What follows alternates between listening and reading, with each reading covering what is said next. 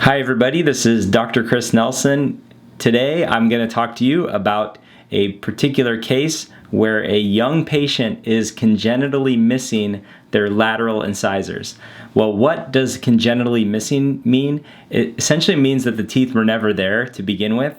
And so we made a plan with Dr. Schaff, an orthodontist, and Dr. Blasingame at Team Perio to go ahead and make some Maryland bridges or single wing cantilever bridges to replace those missing teeth so that the patient doesn't have to wear something removable.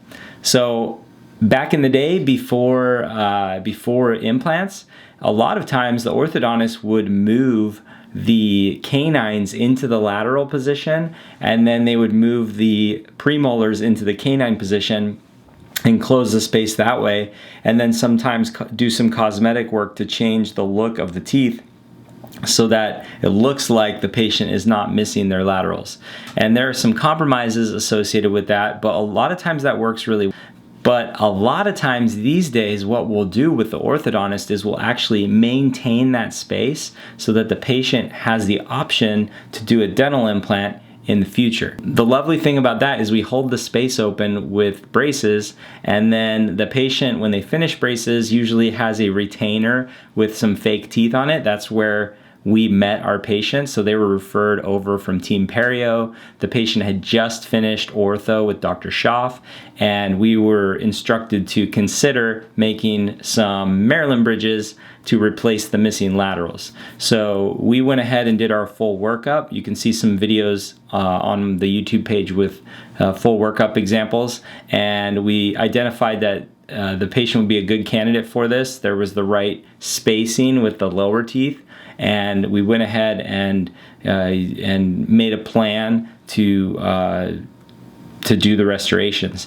So what is a Maryland bridge, specifically a single wing Maryland bridge? Well, in this case, these ones we made entirely out of zirconia, and then also with some layered porcelain on the facial, the front side of the tooth, to give the tooth a little bit more life and make the color match look better. And speaking of color match, we also had the patient go to our lab in Shasta Lake and work with Travis to get the exact right color.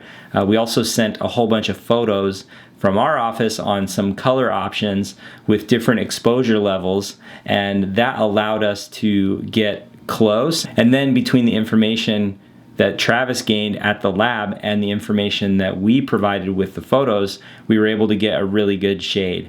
So how do we prepare the area for a single wing Maryland bridge? I used a Sharpie on the back side of the teeth, and I made ink marks, and I actually removed just enough tooth on the canines to make a preparation space for the lab. The lab needed about a 1/2 millimeter to 3/4 of a millimeter, and if they could get even a millimeter of thickness on the wing, that'd be better. More thickness is typically better for zirconia strength, although we're also bonding it. That's a separate topic.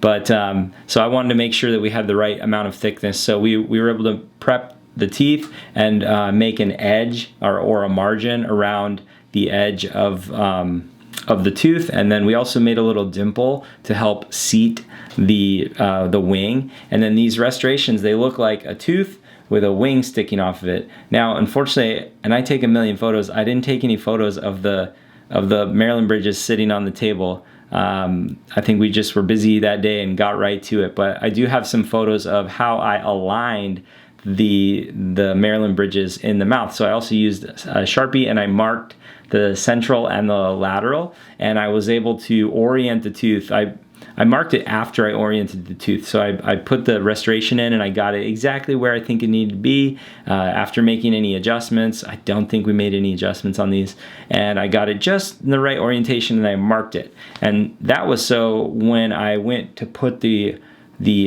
restoration back in the mouth, I was able to reorient everything in the same exact position, because when it's got adhesive on it and it's time to put it on there and hold it still and cure it, it can get a little exciting. So anyways, the way we did this is we bonded them in there. We got everything set, and then And then we checked the occlusion afterwards and adjusted the opposing teeth to refine the bite so that we weren't hitting super heavy on those wings. We talked with the patient's mom and the patient about, do we adjust the canine more or the opposing tooth more? And we kind of came to an understanding that we'd try to do both, but once the wings are seated, I didn't want to make those wings thinner by adjusting the wing after it was bonded. So we actually adjusted the opposing tooth a little bit to make sure that the bite was good. Other case details, this particular patient can't really raise her top lip up super high, which is perfect for aesthetics on these sort of cases. Everything is made more difficult when a patient has a gummy smile or a high lip line. So this case was ideal where we could have the Maryland bridges be very cleansable, and the patient could actually floss through the front and then go over the top of the Maryland bridge and floss the adjacent tooth and then come back over. So that's a really nice thing. If we had a gummy smile or a full lip position, we might have changed the shape on up towards the gums a little bit or tried to get that thing snugged up super tight towards the gums. But my priority in the case was to get the lower half of the tooth to look really nice. The other thing that if you look really critically about the case is the patient's teeth are not perfectly symmetrical, which the canines have different rotations on them and different physical shapes, and the centrals actually have different shapes as well.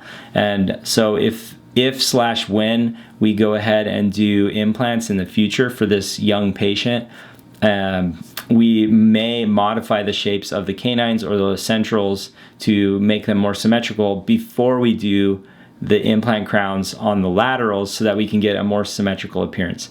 Now overall, I'm being picky about that, but that's what we do, and that's one of the advantages of taking lots and lots of photos. So at the end of the day, the patient was really happy to ditch her existing removable partial right in time for class pictures. So it was really fun to help this patient, and the patient and the patient's mom both had very high standards, and I feel like we met them.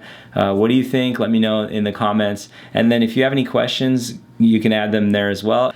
We're up in Redding, California, so if you want to see some of our other work, I have a lot of before and after examples on our Instagram and on our website and everywhere. So anyways, I hope you enjoyed some pictures from a really cool case, and we were happy to help our patient get the smile of their dreams, or at least fix some congenitally missing lateral incisors. Okay, have a great day.